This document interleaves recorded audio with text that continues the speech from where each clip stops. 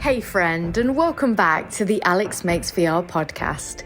Today is episode number 5 of my new series where I take you behind the scenes on how to make a virtual reality film. Although I'm not really sure it counts as a new series when we're 5 episodes in, but hey, that is the opening I've memorized, so that's what we're going with, gang. So if you've followed the show so far, last week you'll know that we covered script writing. So theoretically, at this point, you've got a fully realized VR film idea in a scripted format. This means that you're in a really powerful position to start approaching either funders or key collaborators, because no longer is this idea just a log line in your head. You've now got this actual physical script. So if someone read it, they would be able to instantly see what you're trying to do with the piece. They would be able to imagine it playing out. They would see exactly what your creative intention is with the piece. And that makes it so much more attractive and less risky to funders and collaborators, because now they've got a really good idea of what the piece is. So this will tell them whether they want to invest or whether they want to sign on to do the project with you. So if you're at this stage with your project, this is a really, really important kind of time. And there's a few different things that you could do at this point if you've got the script. And in this episode, we're going to focus on casting. But let me know if you want me to talk briefly about the other kind of things that you might do. To be fair, I feel like they might come up in future episodes anyway. But if you've not already got funding, which you probably don't, because most pieces don't get funded unless you've got a full script so that people can know what they're they are paying for, essentially. But at this point, you could go after funding. If you've got a script, you can now go after grant money. You could go to production companies to see if they would want to co-produce and essentially pay for the piece. You could go after angel investors that specialize in independent films, although again, VR is so new, it's a little bit risky. So I'm not sure how many independent producers are funding these kind of pieces, but once you've got a script, you're in a really powerful position.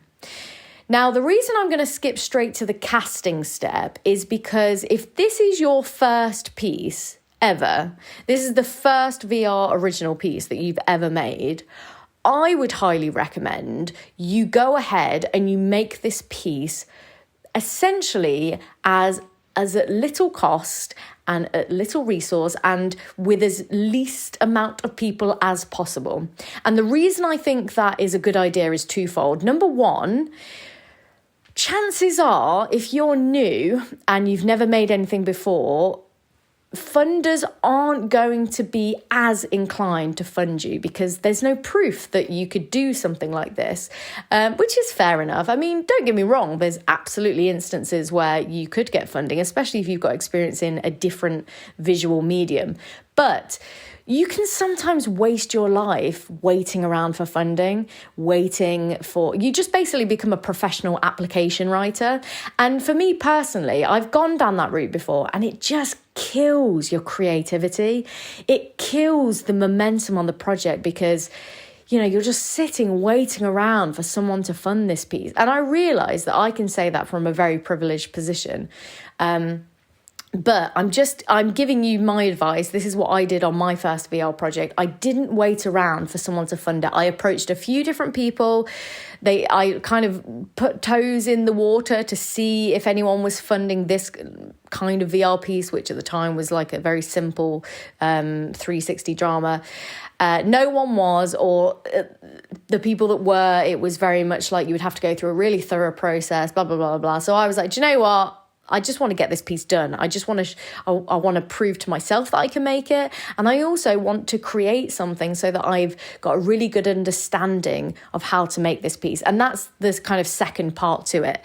I think if this is your first piece, it's really actually quite important that you keep it small and you do as much by yourself as possible, because when you come to work with a bigger team, with bigger resources, with a bigger budget, you will have such a better understanding of how it all works. And you will be able to be so much more efficient at communicating what you want to key team members when you have a basic understanding of what their job is. So because when I did my first piece, I kind of had messed around with 360 cameras. I'd done a few corporate kind of commercial gigs. I had like played with the camera myself. I had shot a lot of stuff. I had stitched stuff myself. I had edited it myself. I took the time to kind of understand all the areas. Admittedly, the one area that I didn't know that much about was the audio recording, and it's still to this day probably my weakest point. But it's a really powerful skill to be able to know a little bit about the whole production process. And also it's really empowering to know that you don't need to sit around and wait for someone to give you money to make this piece. You don't need to sit around and wait for someone to tell you that your idea is good. Because if you believe in yourself and you have the skill set to be able to do it, then just do it. And you're going to be in so much more of a better position once you've done it, because then you will have made something and then you're more likely to get funded. You're showing to investors, look, I'm someone that gets shit done. And that's so valuable. People really underestimate that. When I'm looking to work with anyone, the number one thing I look for in an employee or a team member or a contractor, anyone that I bring onto a project, are they proactive? That is, by far, I would take someone who is proactive and gets stuff done over someone who is, the most talented person in that particular area ever. Because for me, especially in the climate that we're in, especially with VR, where it is right now, which is still vaguely new, nothing is going to be amazing. Everything is an experiment. So you just got to get it done. And I'm not saying don't put your effort into it, because absolutely do. But the difference between that kind of, you could get it 60, 70% there by yourself. You could get it to that kind of standard. Yeah, having a bit more money and more resource and teams would get it to from 60, 70 to maybe like 80, 90. But realistically, where we are in VR, everything we're going to look back on in 5 years' time is going to be cringe. So don't worry about it. Just get going. So now into the actual bulk of the episode. Now I've rambled about that for 5 minutes. So if you don't go down the funding route, and if you're not going to use your script to go find key collaborators, which you absolutely could at this point, this is where you could reach out to directors if you don't want to direct it yourself, or reach out to even just getting people on board to come and help you as kind of production assistants, or just people that you want to work with. This is absolutely the time that you could do that. But the next big step is casting. Now, there's 2 ways you could go about this. Again, it's been a while since I've done casting by myself, admittedly. Again, recognizing my privilege here. So I'm going to talk about the first route, which is getting a casting director on board. This is an area where I think is potentially worth the money if you can afford to buy even just like a few days of a casting director's time.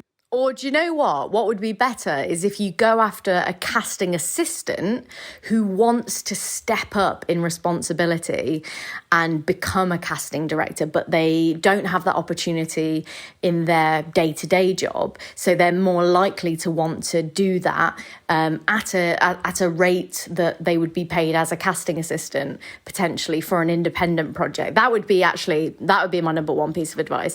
So the reason you want to go either way, the reason you want someone to kind of help you with casting, if possible, is because, especially at the moment, there are so many actors that really, really would love an opportunity to work on an original piece like this. The last time that we put a casting call out for a project, we got thousands, literally thousands of applicants, because actors are just hungry for opportunities at the moment, especially with COVID putting a massive dampener on productions and things like that. So the reason that it's helpful to work with someone in casting is you don't then have to go through those thousands of applications to watch show reels to pick who is going to be actually a viable option for you. You can kind of have a conversation with your casting director and say, okay, for this character, I want this kind of person. I want them to have this kind of vibe. I want them to be able to deliver the lines, a little bit like this, but give them freedom. But this is basically who I have in mind for that piece. And even maybe pointing to like celebrities who are of a similar vein. Like, for example, I don't know, you go, like I want them to be like this character from I don't know, Geordie Shore. I don't know why Geordie Shore was the first TV show that came to mind, because I've literally never watched an episode of Geordie Shore in my life. But you get what I mean. You can kind of point to someone and go, I want them to be like Joey Essex from The Only Way is Essex. It's kind of like picking characters as a frame of reference. And then your casting director can basically go through all of those applications and pull together a really strong shortlist of people that they think would be worthwhile auditioning. So that is the benefit. I guess it's kind of like a time saver. But if you really want to get into the nitty-gritty, and like I say, don't let not working with other people stop you from making your piece. So by all means, you be the person to go through those thousands of applications. And it maybe that even in itself will help you shape who you want in your head, because you'll see show reels and you'll be like, definitely not. But it's difficult to know really whether someone's going to be any good at this particular character that you've written, because obviously that's a very particular character, and unless you watch a show reel where they've done exactly that kind of role before, it's unlikely that you get a sense of that. So the next step usually is that the casting director then does a preliminary read with all of the shortlist, and they will basically, if there's anyone that's really bad, there's no other way to say it, they will basically save you from kind of having to audition that person, but also they'll give the kind of the shortlist notes from you without you being there. Does that make sense? So for example, in that first kind of shortlist audition, the casting director can kind of be like, well, the director of this piece wants this kind of thing. They can kind of give them a bit of direction before you see them. And that just makes it so that when you do actually audition them, you don't have to audition them kind of for ages, and you don't need to like watch them perform it in 3 different ways, because you're like, oh no, actually the way you've done that is the total opposite of what I want. Do it like this. It's almost like they come into the audition and they already kind of know a little bit about like how you want this character to be. Obviously this is just my personal preference of the way that I've done things. You could be the absolute opposite. You could want a real diamond in the rough, and you could just want a load of random people to audition, so that you can be like, I just want them to deliver whatever they instinctively think is the character, having read it, and then you will just make your decision from that. That is also a really great way to cast people. But let's go with kind of the idea of you've got a casting director, they've got the shortlist down, and then it's time for the actual castings with you. So generally speaking, it will be you, maybe the producer if you've got a producer, but definitely you and the casting director, or just yourself if you're working by yourself. And then basically the way that you kind of want to cast your actors, there's obviously the main thing is, are they a good actor and are they suitable for the character you're auditioning for? That's obviously the main priority in a casting. But a couple of things that I've kind of picked up on over the years of doing this is, for VR, especially if you are doing live action capture, aka 360 video or volumetric, or anything where they are on camera and it is recording in real time, I guess. It's not something that they are a digital character that you can manipulate in post-production. They need to be that kind of perfect middle ground of theatre actors and film actors. I always specify to my casting director that I want actors who have some kind of theatre background, or have at least they basically know that they will be expected to know their lines by heart and be able to deliver a sometimes 2 to 3 to 4 minute scene unbroken, unedited. So it's a lot more like theatre in that way. Your actors need to be able to memorize lines. They need to know that the camera is never off. So even if they're not speaking, they are always acting. You know, it's not like we're going to cut away to a close-up of the character who is talking. They are always in shot. Their body language and the way that they are when there's someone else talking is just as important as them delivering their lines. So, number one, you want to look for someone that fits the role. Number two, you want someone that can actually work with the tech that you're using. So they need to be theatre background, or at least prove that they are the kind of person that can memorize lines and can kind of come into it and be on all the time. Number three, and this one is so often overlooked, and it's a conversation that I have with actors all the time when they are cast in my projects, because often they'll kind of be like, we'll get into the conversation about like how cringy it is for actors to audition, because obviously it's quite nerve-wracking. Like, it's literally like a job interview, but it's funny because you're on the other end of it and you're looking for something very particular. Usually 9 times out of 10, the reason an actor doesn't get a role isn't because they're a bad actor. It's because they weren't right for the role, because you've got a very specific idea in your head of what that person is going to be. You know, you can like, I've had several pieces in the past where I've had amazing actors audition, but they just weren't quite right for that role. Like, you know, I wanted them to be have a little bit of edge, or I wanted them to be a bit more like this. You know, that's totally subjective, right? But the third and final thing that I really look for is, are they going to be nice to work with? Are they going to be someone that will take direction, that will be a laugh, but know when it's time to buckle down and get serious?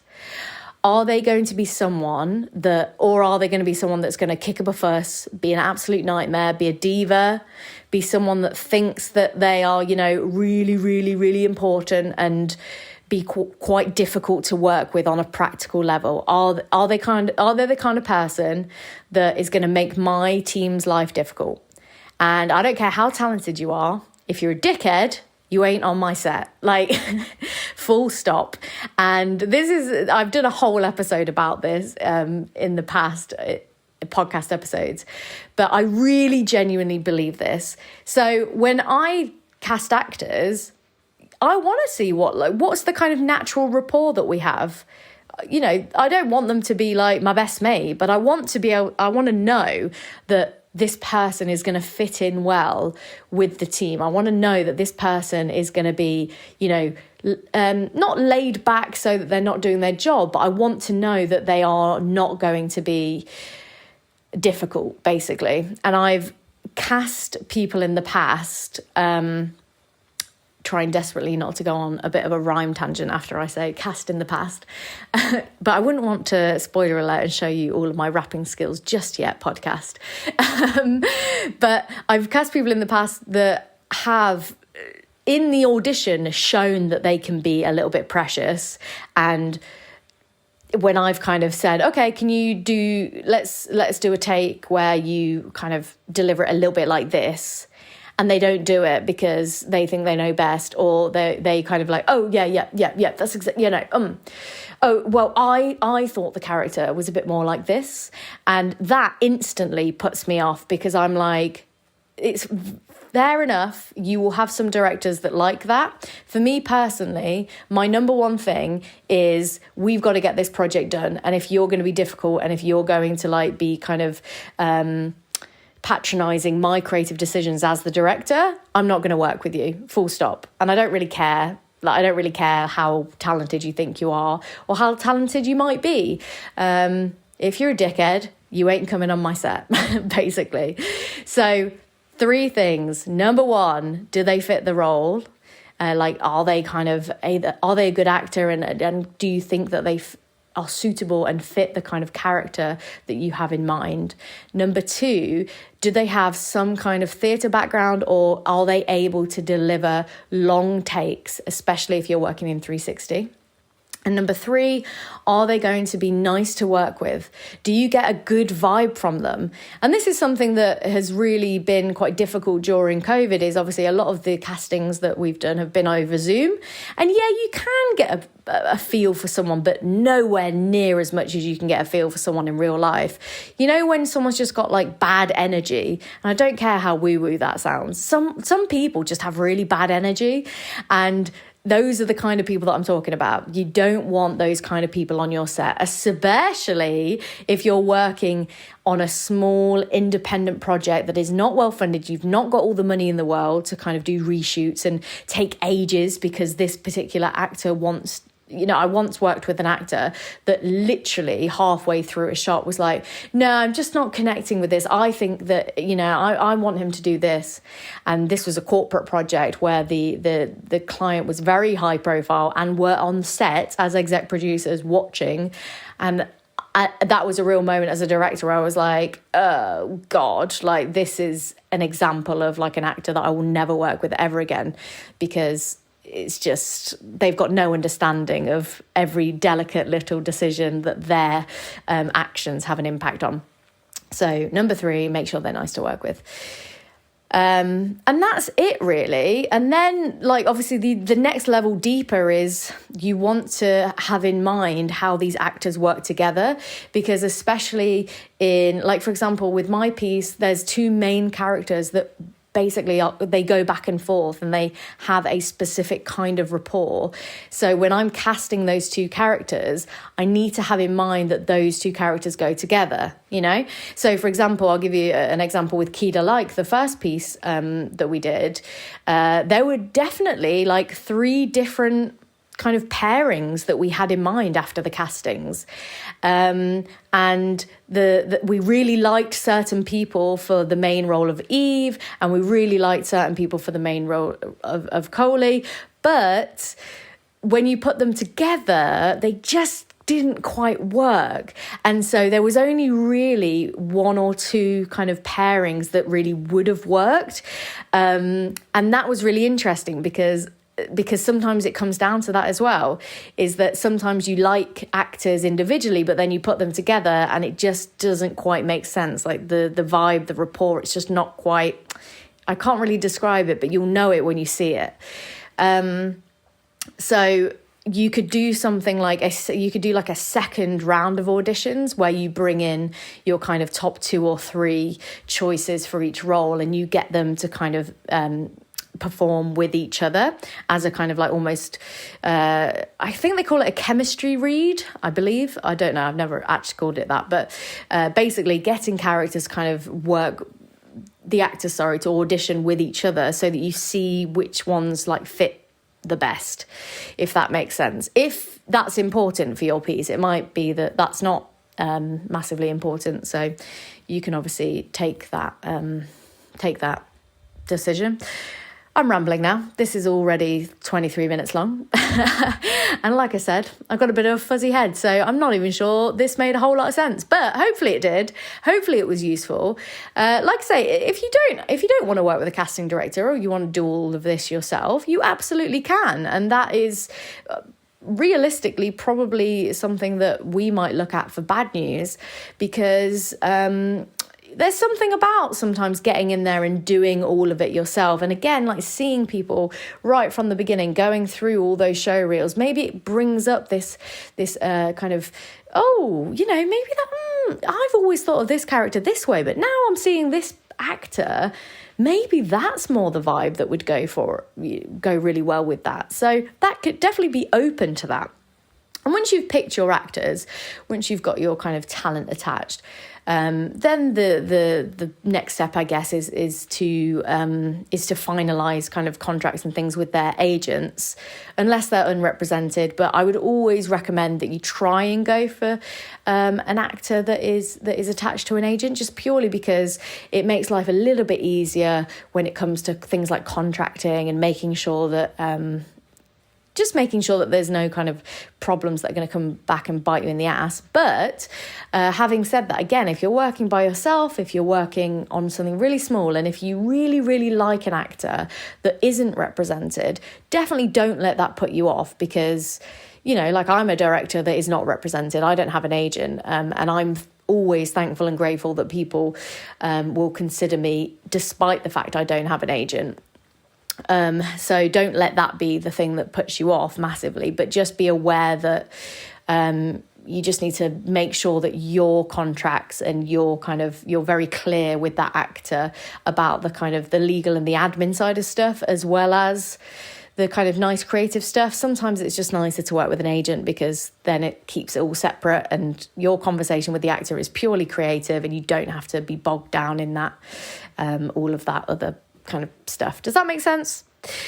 Let me know what you thought of this episode, because I feel like there's probably loads more to casting that we could talk about. But in general, I feel like those are my key thoughts and key tips for anyone that's got a script that's looking to get to that next step. Because now, once you've got your actors attached, now you can start workshopping the script. Like I said, you can get to a feel for where the dialogue might need a bit of work, maybe even rewrite bits based on the actors that you've cast. We definitely did that with Key to like rewrote little bits, because you know, the kind of actors that we cast in the end definitely had like a certain way about them that was like, oh, actually, like, this kind of line would be a bit more impactful if we wrote it a bit like this. You know what I mean? So yeah, have fun. Don't get too bogged down in it. Ultimately, if you start rehearsing and you think, oh, actually, do you know what, these actors, they aren't quite what I want, you could just recast, you know, and you could maybe like even just cast actors to begin with the premise of workshopping the script. So you don't even have to necessarily cast them saying that they're going to definitely have the roles. You could put the call out for actors to cast for a kind of the prototype, for example, like Playing God, for example. There was a different set of actors who performed in the prototype of that piece than the final piece. So you could do it in stages like that. So don't overthink it, even though I've just given you nearly half an hour's worth of stuff to overthink. Let me know if you've got any more questions. I'm an open book and I love talking about this stuff. So reach out to me on Instagram or Twitter. It's AlexMakesVR on both. And if you want to sign up for the newsletter that goes out every Monday, you can do so at alexmakesvr.com. And I will speak to you next week.